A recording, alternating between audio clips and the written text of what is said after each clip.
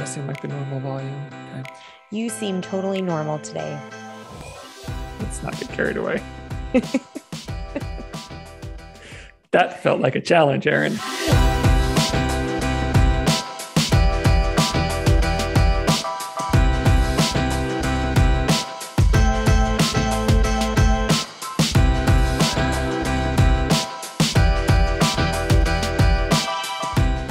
Hello, and welcome to Middleish, the podcast about moderation in all things. I am Erin Green. I am Michael Gray. How's it going, And we Erin? are not laughing at any kind of bathroom humor Inappropriate joke at all. We certainly didn't hit record on this in the middle of. You always know it's going to be a good one when Michael is chuckling and his hand is moving as he's doing the countdown. You know, the 5, 4, 3, 2, 1. Oh Yeah. How are you? I'm pretty good. Yeah. Considering everything. We're moving this week. And so my little space here is still all completely intact. And so I feel right at home here, but the rest of the house is starting to, things are emptying out and like you're moving in 2 days. And I was like, things look pretty put together back there. Hope the rest of the house looks different. Can only see like 5 square feet of this house. To be honest, our house actually, I mean, all the furniture is still, in place. And so it looks basically the same. But if you go into like the bedrooms and the closets and, the bathroom, you start seeing things, emptied out. So my mom's so funny. She's like, you're going to find all kinds of treasures that you've forgotten about. And I was like, no, actually, we like to do regular purges of the closets and the drawers and just the crap. And so we don't have a lot of stuff that we have forgotten about or that we don't know existed and we don't use. We just don't like to accumulate much stuff. Mm-hmm. And so it's actually, so far it's been pretty manageable. But then when you start moving like the big pieces of furniture and, setting up your workspace and all that stuff, that's when things start getting a little. That's the big stuff. So you're moving in 2 days and you have pink hair. I do have pink hair. Yeah. It's a big week. Something different.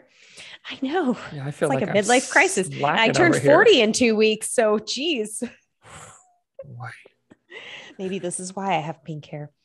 No, I did the pink hair a couple months ago too. Because I have a new hairstylist and she was kind of asking me about it. And I was like, why not? Let's do something different. Let's do something fun. And it washes out pretty quickly, but this time she put a little more in it. So it's a little pink heavy, but it's fun. It washes out. It's temporary. It's hair. Yeah. Whatever. It's just hair. You can shave it off if you don't like it. Totally. Yeah. Why not? Or I could just color over it. Yeah. If I really didn't like it. So do you think you'll do another color? I don't know.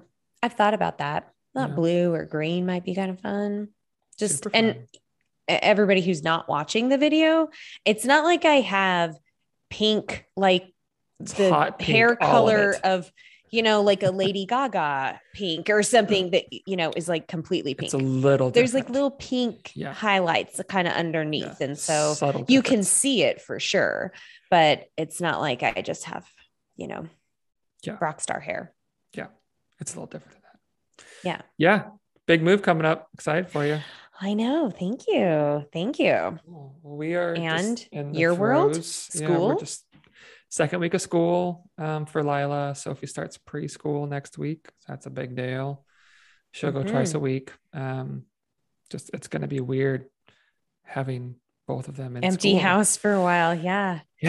It just feels weird to be here. To be honest, it feels like how is this already happening? Because Lila feels like she's about 6 or 7 to me, and Sophie feels like she should be about 2 or 3.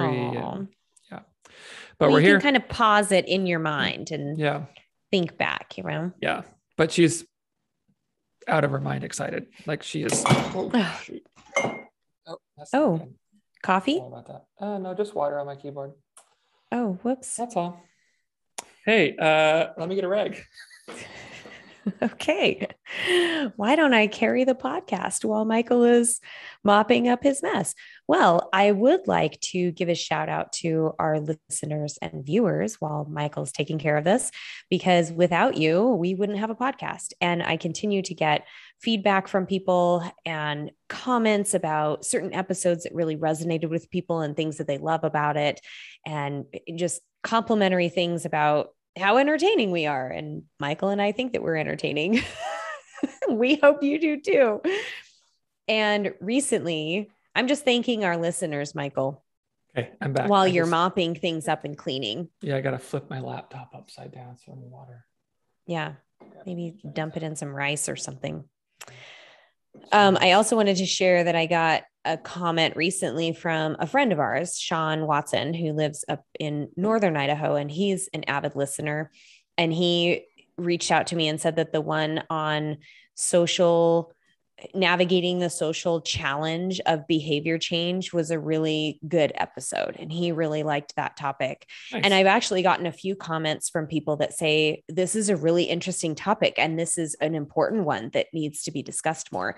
So I'm glad that that topic hit home with a lot of people. And I totally agree. I think that this is something that more people need to just acknowledge is part of the challenge of behavior change, and lifestyle change and getting healthier, that it's not as easy as just, set your alarm a little earlier or get to the grocery store more regularly. There's this whole, environmental and social network situation that has to be navigated. So yeah. And if you haven't listened to that yet, go listen to it. Yeah, absolutely. And that's why it's so important to look at when you're making changes to your lifestyle, that you look at how it's going to impact you, not just you specifically, but your family and your life and your interactions and that kind of stuff, because it's something we don't think through a lot, right? It's like, I'm going to do this thing.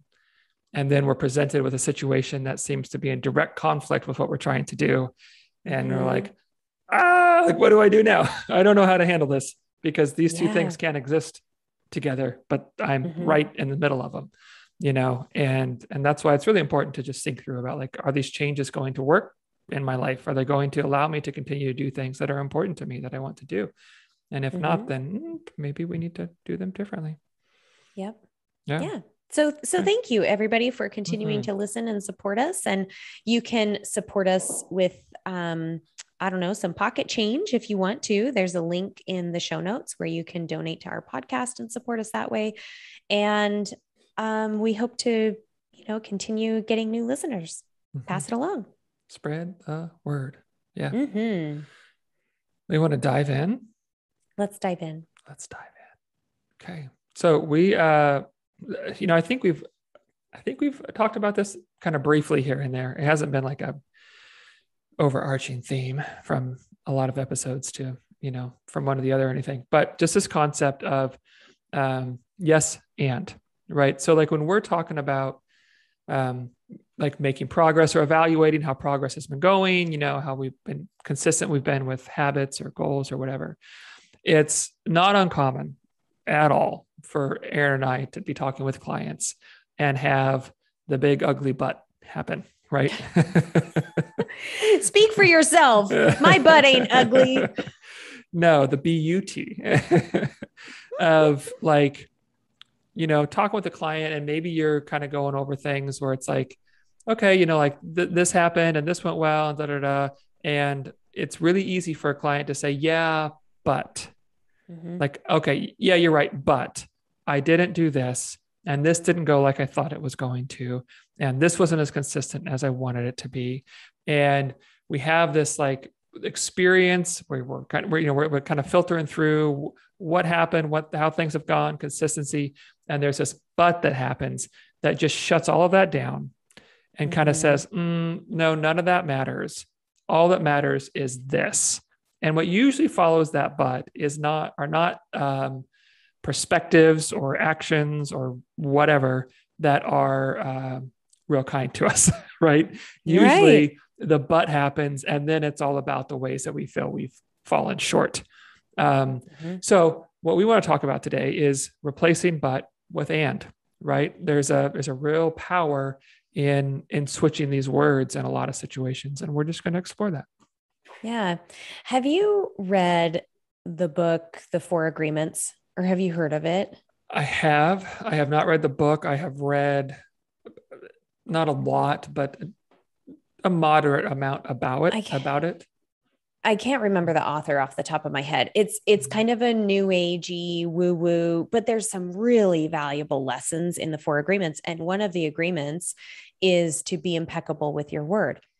And so whenever we're talking about using a different word, it sounds, like semantics, like such a detail, and oh, you're being nitpicky and it doesn't really matter, but it definitely has power. Absolutely Words does. have so much power, and what you tell yourself has power, and how you change just a simple phrasing of something can really impact how you see that situation and how you move forward through that situation.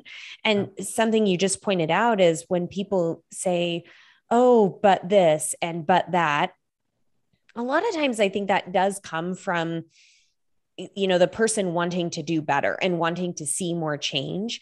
And that's something I listen to when I'm counseling with people. If I hear that is a form of change talk. So when people say something like, well, I do this and this, but I'm listening for what comes next, because that usually indicates this is something I'd like to see different, or this is something that isn't quite working for me, or that I feel like I could change, or I'm failing at, or whatever it is.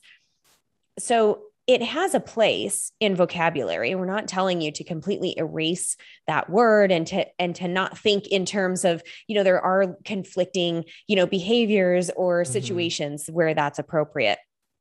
What we're hoping today is that you can start finding ways to speak a little bit differently about situations, so that that but word doesn't turn into, oh, this is, everything, like you said, everything before it doesn't matter. All of the progress I made, or all of the little efforts I'm making, or the things that are going well don't matter, because but I'm not doing this, but I still have so far to go. So it's helping you see that using the word and has a lot of different applications in behavior change. And I think one of the most important is just really holding true the things that, you're observing in your life, and recognizing that you can still do more, that you can still get better, and you can grow from this, and you can continue on this journey. It is much more inclusive, as you said before, than just this, kind of hard change in direction. Right. Yeah. Well, and I think that's the distinction. One of the biggest distinctions for me between but and is that, like you're saying, when we use the word but, it usually kind of like closes down the conversation that was happening before, right? Like in conversations with clients, if it's, yeah, but it's like, okay, sure, but here's something more important. And now I get to kind of dismiss everything that came before, where and is inclusive, right? It's like, yes, that is true, and this is true. And I think it's an important distinction, because a lot of times, and this goes both ways, I think when we're trying to get healthier, we're trying to make, improvements in our life, live in healthier ways, we often, see, how do I want to say this? I think we try to deny things that are happening, right? Like either we just, maybe we refuse to acknowledge how much we're struggling because these changes that we're making are so overwhelming, and we're not going to acknowledge that. We're just going to plug through, and I'm just going to do this. I'm tired. I'm exhausted. It's hard, but I've got to get healthier. Right. So I'm just going to focus in on this. Or we use but in a way that dismisses progress. You know what I mean?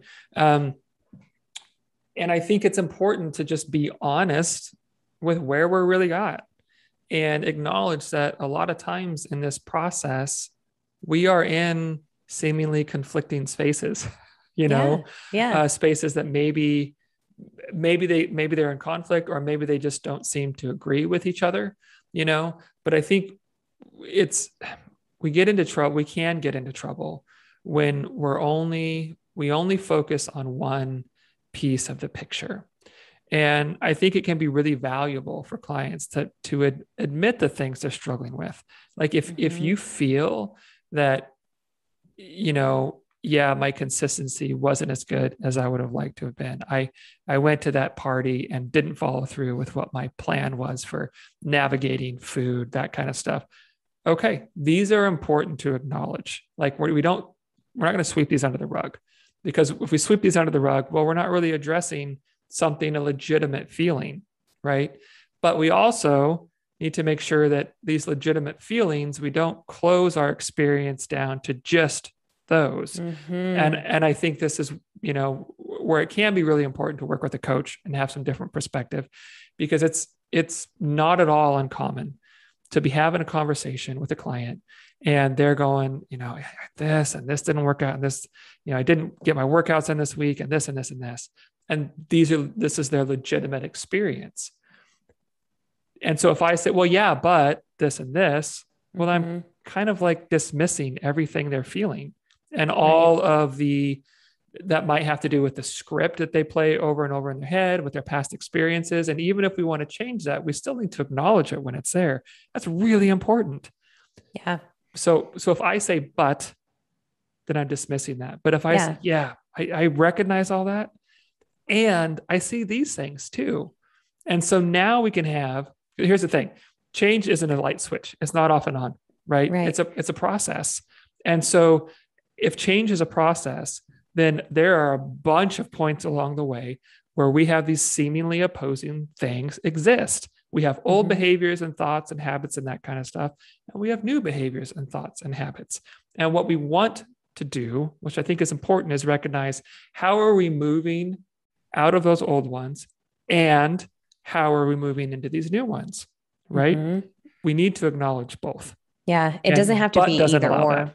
Yeah. Yeah. Yeah. But is either or. Perfect. Yeah. And as you just pointed out, if I'm talking to a client and they're telling me their experience and their observations, and I say, yeah, but it sounds like I'm disagreeing with them, where, this isn't always about just painting a rosy picture either. This is simply acknowledging that, okay, you're right. All of those things are happening, and those are your observations and your lived experience. And I'm also hearing some of this, or I'm seeing this happening.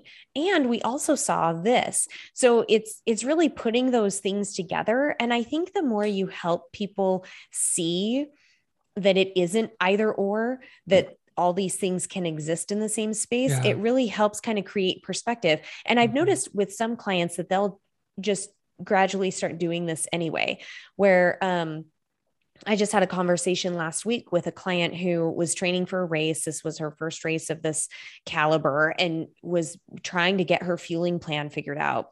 And with this client, I can recognize the but coming, because she's very hard on herself. She's very high achieving. And so there's always room for improvement. And so having that vocabulary is just front and center in her brain. Okay, all these things went right, but this didn't. And so there's this, there's always that focus. And so I sort of preempted it as, she's explaining these things, and I could just feel it coming. Like there's this but coming. And I said, and it sounds like there's still more for you to work on. And she was like, yeah. And she kind of like made that transition from saying that, okay, I worked on all these things. And I pointed out that, look, everything you just said that you're doing right is evidence that you can make progress, and that you can learn these things, and that you can, really put this together. And so we're going to keep with that train of thought, instead of just cutting it off and saying, oh, but this part needs focus now. And so it almost like shifts your focus away from all of those things that really help us in the learning process and lifestyle change anyway. All of the things that you have learned how to do, and that all the efforts you've made, whether they live up to your expectations or not, all of those things add up to where you are and help you proceed and keep going. So that yes, and Mm-hmm. helps you sort of springboard off of all that progress you've already made and continue to kind of look ahead and to believe in yourself that you can continue to change. So. Absolutely. And I think, that's it's a real good strategy for practicing mindfulness, right? Like you are where you are, and we need to be okay with being where you are and being aware and acknowledge that this is where we are. Because if we can't be okay with where we are, then I feel like, we're really feeding sort of that all or none thinking. And I think but does that a lot, right? It's one or the other. Either I'm doing all the things or I'm not doing all the things. And I can't be somewhere on this continuum in the middle, right? Right. It's either or. Yeah. Where there's some of not happening and some happening existing at the same time. And so I think what ends up happening a lot is we're not okay with being in the process. We want to be at the end, the goal, whatever we want to have arrived, or we're not going to be there at all. And I think that what that thinking does is it removes us from being in the moment. It removes us from being able to acknowledge where we are right now. And if we can't acknowledge and be aware of where we are right now, then we have a really hard time making progress, because all that matters is being there. You know what I mean? And if it's but, then we're saying, yeah, but I'm not there. I didn't do things the way I should be doing them. And if that's the only option, we don't have any ability or any opportunity to shift that ratio of old habits and thoughts to new habits and thoughts. Where if we can be aware and acknowledge and be okay with just being where we're at, whether we acknowledge it or not, you are where you are. Right. So let's this is reality. Let's be honest about it. Let's be okay with being where we are and realize that, every minute we've lived up to this point has brought us here. We're here for some sort of reason, and whether we like that or not, whatever, it's where you are. And the only way forward in any kind of healthy, sustainable way is to acknowledge where that is and what little tiny steps forward look like. And that's where that power of and happens, is it allows these other things that we would normally dismiss be a part of our story and part of our current situation. Don't you think it's a little, and you asked me this before we started recording, it's a little awkward at first to use this language, to shift that. So we used to practice this when super clunky. When I learned motivational interviewing, years ago, and then I started doing workshops for our staff to work on some of these principles. We did some practice with the and talk, yes, and helping people again, sort of move beyond the thought that I'm not there yet, or, I still have so far to go, and to just really acknowledge what their lived experience is. Yeah. And it's really awkward, but it was and it was and it was a really fun experience to see the staff. I mean, because we would just talk about our own, sort of a story or something going on in our lives. And the staff would respond really well to having somebody sort of prompt that yes, and talk, because it helps you really sort of see the bigger picture and move beyond. I'm telling you guys, give this a try, look for opportunities in your life for you to either tell this to yourself the next time you use the word, but in the context of sort of, I don't know, I guess trying to observe a situation and there's something that you see wrong, or that you or evaluate see, it, you're not, or, if you're assessing a situation, you use the word but, or if you're in, I think this is really helpful in relationships when you're talking with a friend or a spouse or a child. And again, it's that if someone is telling you their experience and you say, yeah, but it really sounds dismissive and it sounds almost argumentative, try using and. See if you can find a way to use the word and usually what comes before it is some kind of affirmation, like Mm-hmm. listening and trying to really understand what that person is feeling. So Right. you're feeling really upset about the grade you got on your test or whatever it is. And I've seen you work really hard to, in that subject. So Mm-hmm. let's see if we can work through this, or let's see if we can find a solution. There's lots of ways to try and Yeah. use that wording. I Mm-hmm. invite people to just experiment with that in the next week or so and see Yeah. if there's a way for you to use that in your own life and use it in your self-talk as well. Yeah. And see, take note of like how awkward it is at first, Yeah. and be okay with that, because here's the deal, like any kind of like change in, a positive direction, it's going to be awkward and clunky and weird at first, and you're going to have to think about it, and you're going to screw it up a lot before you do it consistently. So just be okay with that, but just be aware of like, oh wow, because like you said earlier, can seem like semantics, but when we consciously try to change that, it feels Mm-hmm. so strange. And it's because we're saying something different. We're Mm-hmm. communicating a whole different message than we're used to communicating, right? Mm-hmm. And using that, and I really think it's a big piece of like being kind to ourselves, right? It's a Mm-hmm. big part of taking care of ourselves and showing ourselves love, and showing ourselves, self-kindness, is to allow other things be a part of our experience. Because we've talked about like the script before, right? Like we hit play on the tape and the things just Mm-hmm. go that we always say to ourselves, or the routines that we fall into, our approaches to getting healthier often have looked the same, and we have sort of these like just like scripts that we follow.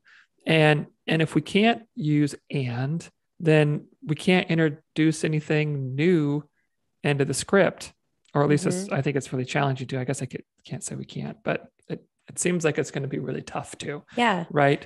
And our script is already full of buts, right? Like this is what we're good at. We're really It's good full of at, assholes.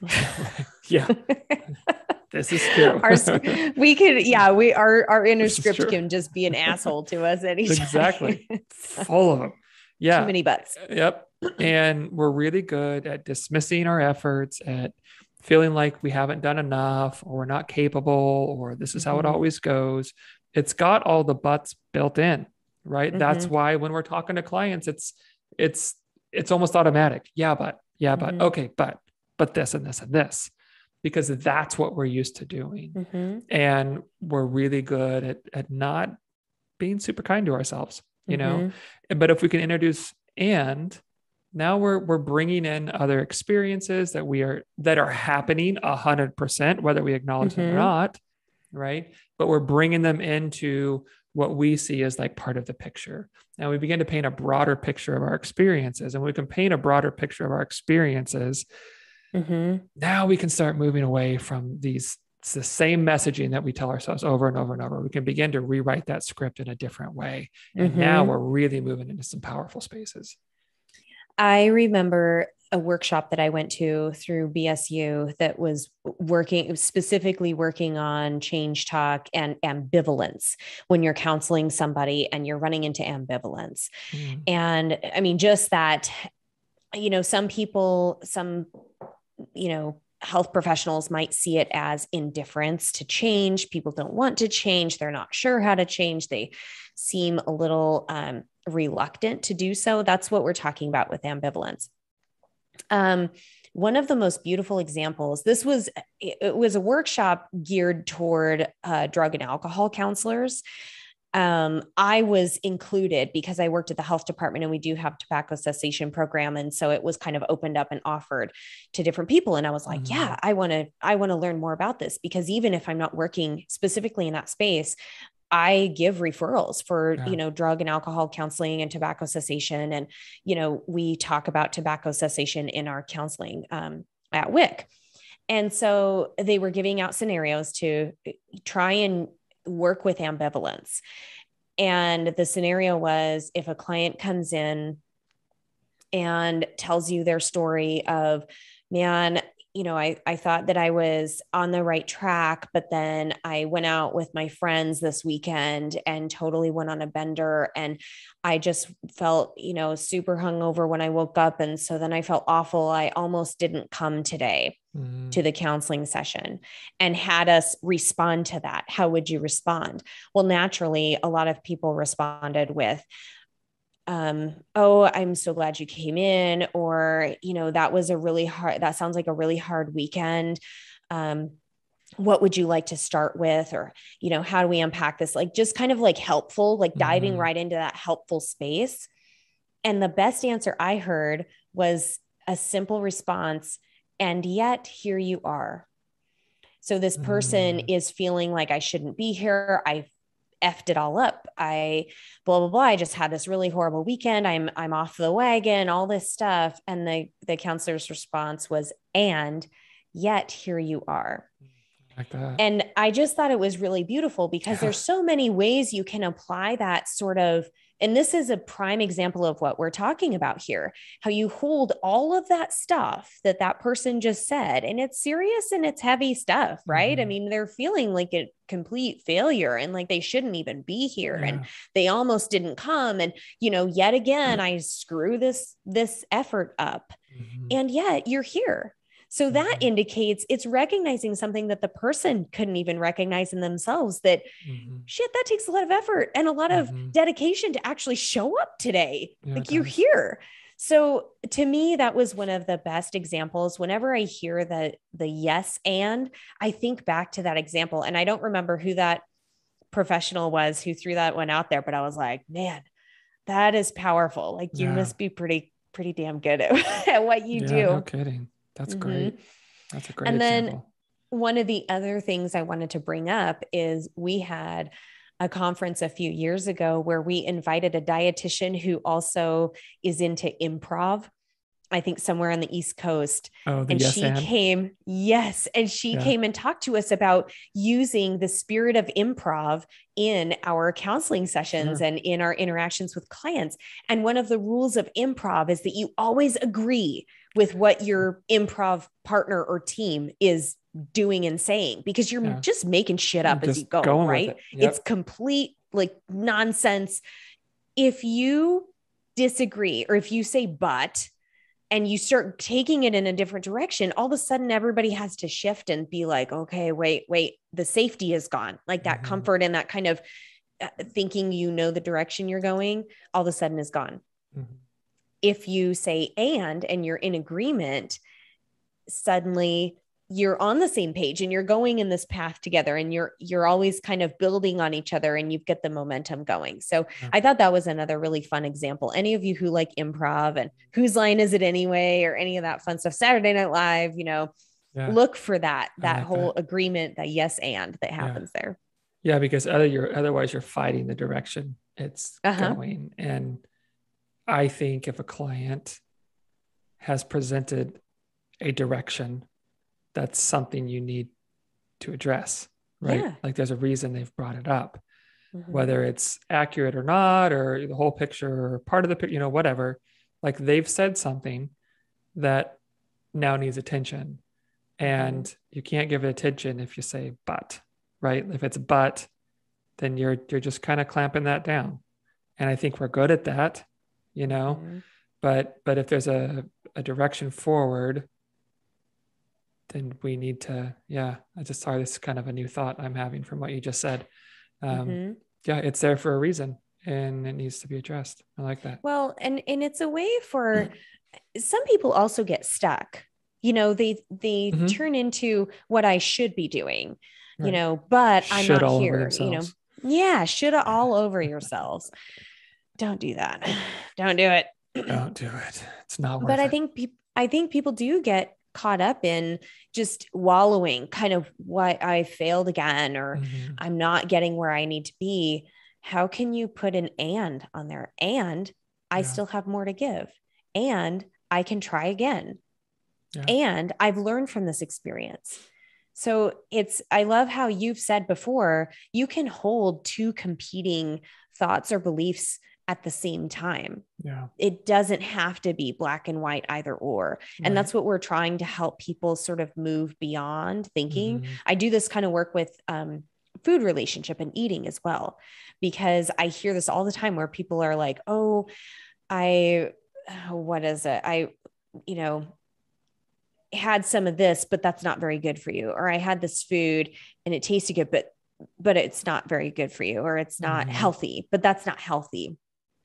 I'm like, well, let's take a closer look and let's start talking about food in this inclusive space. Right. And okay, maybe donuts don't have the same kind of nutritional value as you would get from fruit or from, you know, yogurt or something like that.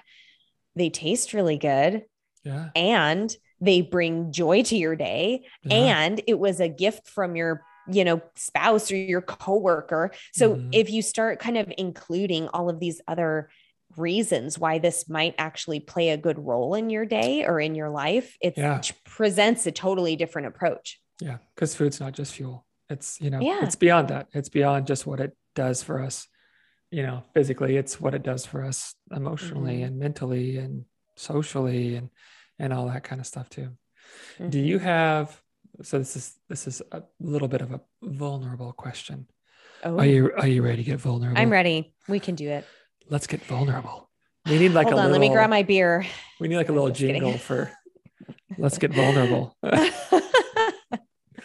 No, is there any like area in your personal or professional life that is still or has been particularly tricky with this switch from but to and?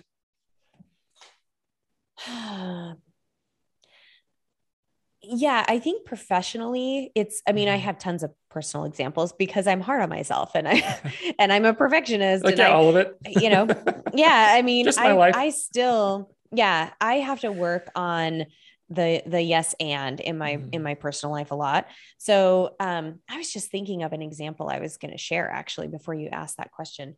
Oops.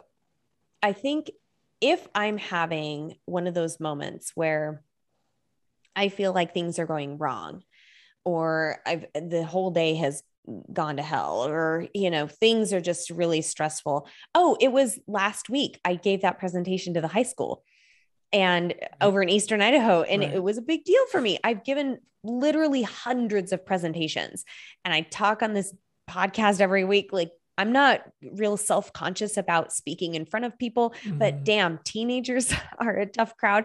And I had all of these activities and I had 90 minutes and I wanted to fill the space. 90 minutes is a long time. And no one's going to judge you like teenagers.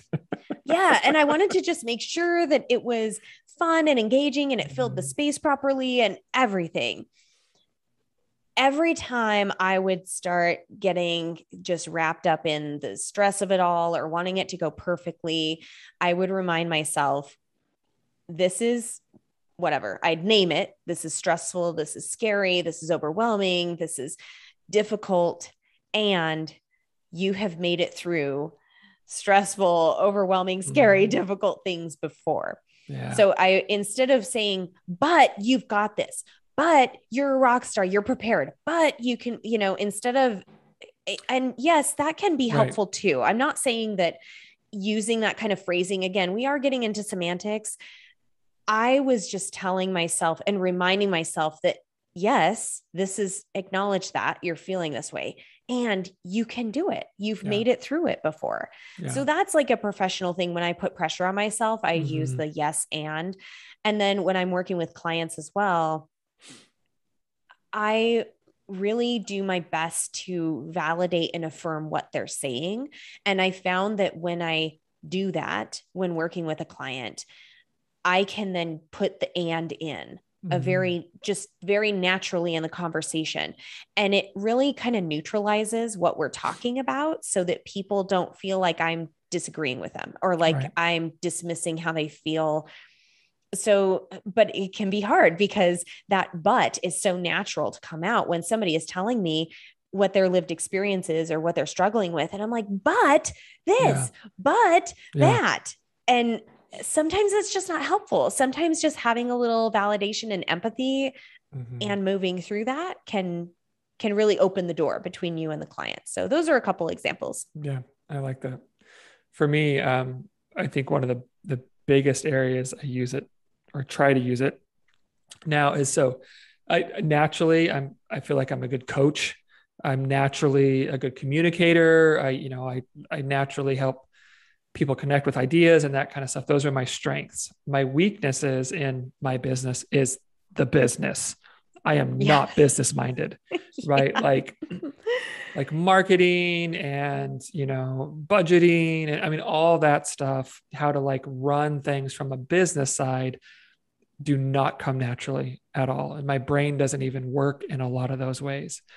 And so it's been important for me to acknowledge where I'm maybe not as adept or even falling short or what are struggles for me.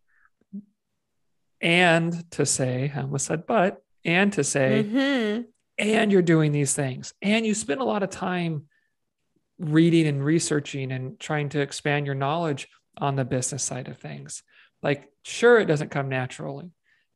And you're doing things to combat that, right? Because it'd be really easy for me just to like, okay, so, I'm good at this coaching stuff, but man, I suck at the business side. I wonder where I'd be if I wasn't this and this. I wonder, but I know it's easy because I've spent so many hours doing that exact thing. So for me, it's become really important to try to use that. And of like, I acknowledge this is not a strength for me. And I'm working to shore that up. Yeah. I'm working to make it, maybe it's never a strength, but maybe it's at some point, it's not as big of a deficit as it was before. And that's something worth doing. So that's one of probably the biggest example for me of when I try to use that, because this is just me talking to myself. I'm not talking with a client or a coach or anything. That this is my self-talk. And it's really important that I change what I'm communicating to me, because if I'm always just focused on where I'm falling short, then that becomes my perspective and my world, right? And I'm only falling short because those are the things that I'm giving attention to and I'm pointing out, right? Whereas if it's like, sure, yeah, I'm falling short in some ways because I'm not really good at this stuff, and bring into the picture, and man, you're working really hard at making that not the case. Yeah. Now that gets to be just as big a part of the picture as this other stuff. And now I feel more encouraged. I feel better about what I'm doing. I'm not beating myself down. Right. And it's just a more honest picture of what's really happening. I think it's important also to look for patterns in that self-talk that you're talking about. Because I think that we can all name these places that we work really hard to improve, but it just is not our forte. Like it just is hard. It doesn't flow for us. We have the best intentions and things just don't seem to work out, and we can keep trying. Yeah. So I think it's important to acknowledge those patterns too. If you're looking at that sort of, either or black and white kind of thinking, maybe lean into that space and see in your life, if you have that area that you're constantly kind of, but I can't do this, and but I'm not doing this well, and but I'm neglecting this piece, whatever it is. See if you can find a way to kind of, use the and in a statement to yourself and see how that feels and see if it works. Yeah. And let us know. Let us know if it works. Let us know if it doesn't work. If you're like, you guys, I listened to this podcast and I cannot figure out how to say this to myself. Let us know. We'll see if we can help you out. Yeah. And I think, and maybe this is kind of the point I want to get to, is that when we begin to use and on a regular basis, we operate with a better understanding, kind of like I was saying before, of where we really are, but also who we really are.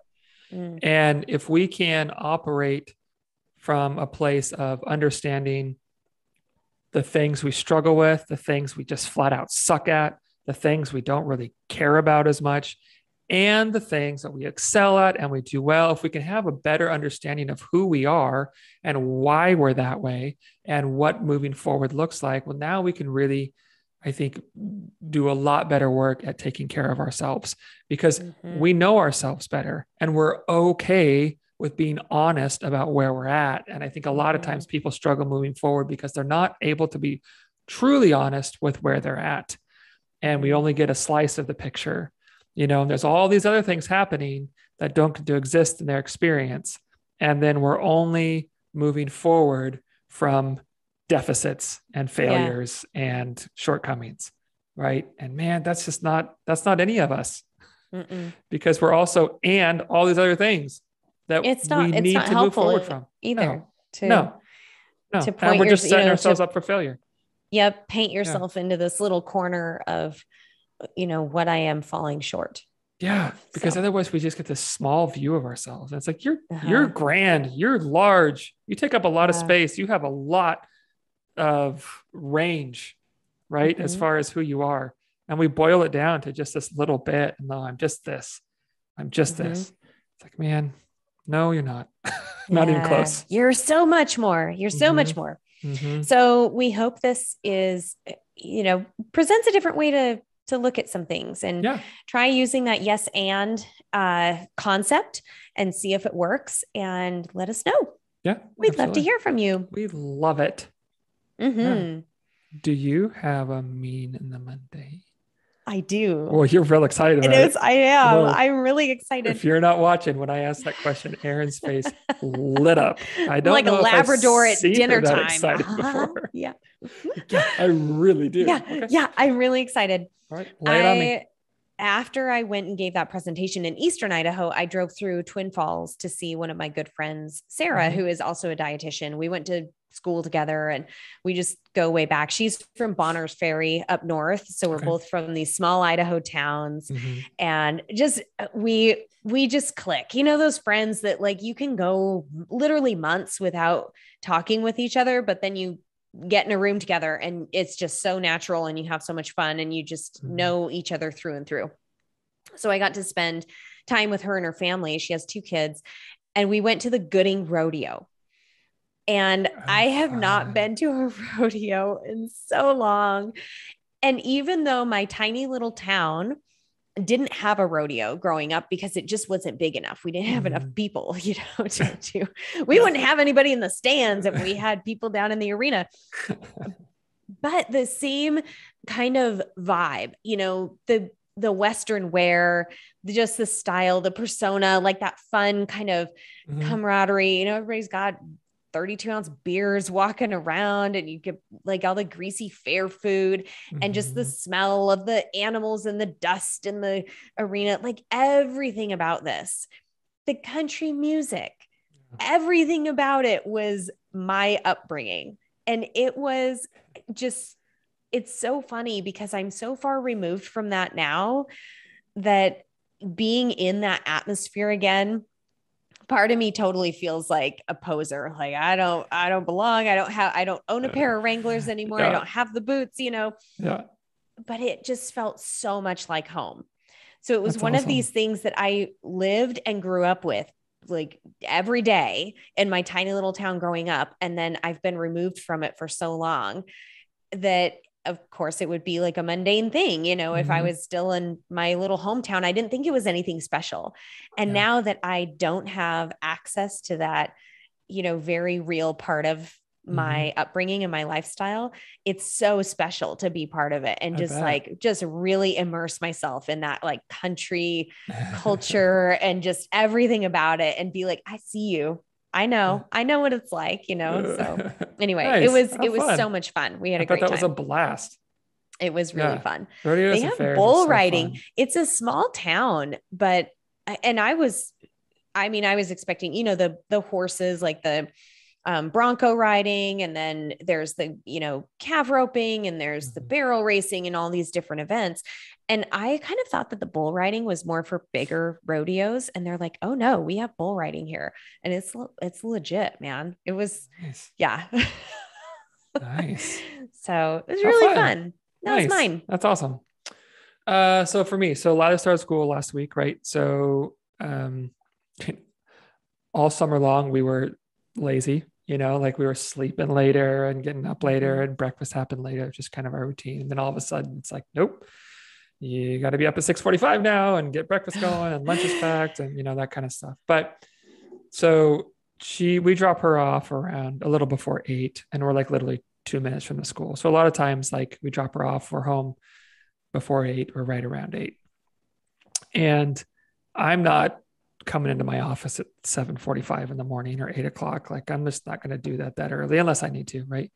And so a couple times last week and once this week, what I've done is grab a cup of coffee, like sit down in my little chair in the living room, and Sophie snuggles up with me and we watch cartoons for 20 or 30 minutes before I head into work. I love it. And it's just been the best like little start to the day, just to snuggle up and have a good cup of coffee and hold her close and laugh at cartoons. And it's just been like, I don't know if there's a better way to start a day than snuggling one of your kids and watching cartoons. And so it's something I hope continues, a few times a week, because it's really just been these very like much highlights to my week last week and this week so far. It's been awesome.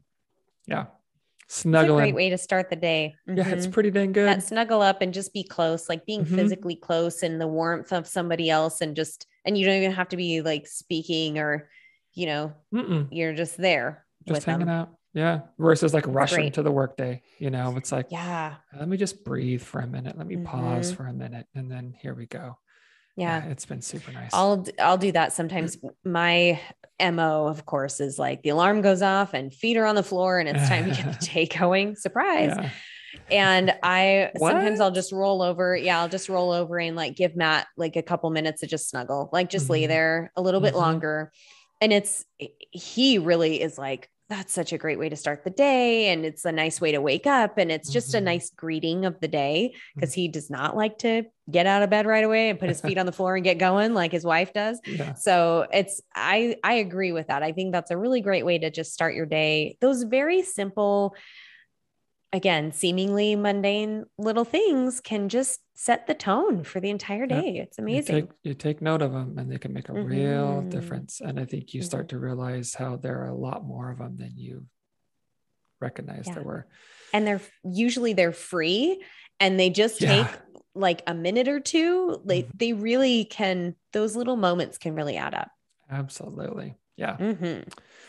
Well, thank you, everybody. We hope this was helpful. I know it's kind of a big challenge to begin to change the way you communicate with yourself and language we use. But, we both really feel like this is something worth tackling, something worth putting some effort into to bring greater awareness around how we're talking to ourselves and what those words communicate to us.